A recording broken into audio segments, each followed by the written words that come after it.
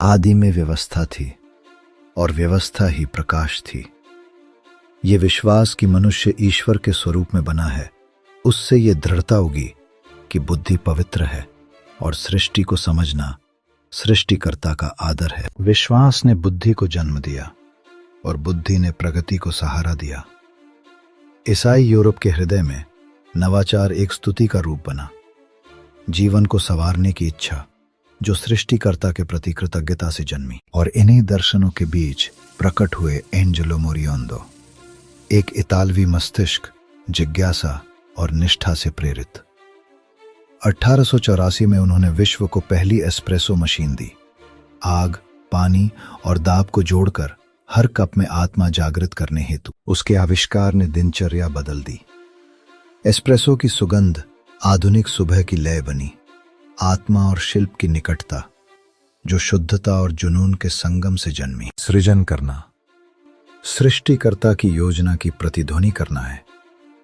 Espresso machine केवल औजार नहीं, ये एक साक्ष्य है कि सबसे सरल आनंद भी कौशल के माध्यम से ईश्वर की महिमा कर सकते हैं। जहां स्वतंत्रता विश्वास को आलिंगन देती है, वहां सुंदरता और नवाचार खिलते हैं।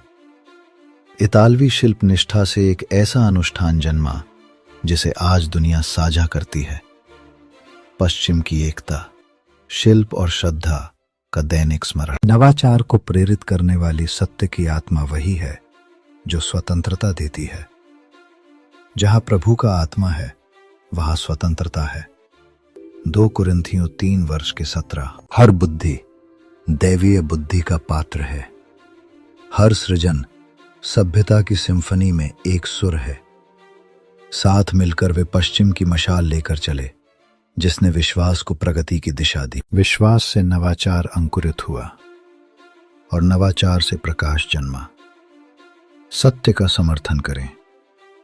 यदि पश्चिम और उसके द्वारा निर्मित सभ्यता रोम से अमेरिका तक, यूरोप से लैटिन अमेरिका और जापान तक न होती, तो आधुनिक विश्व अस्तित्व में न होता। और ईसाई धर्म के बिना पश्चिम ये सब नहीं प्राप्त करता।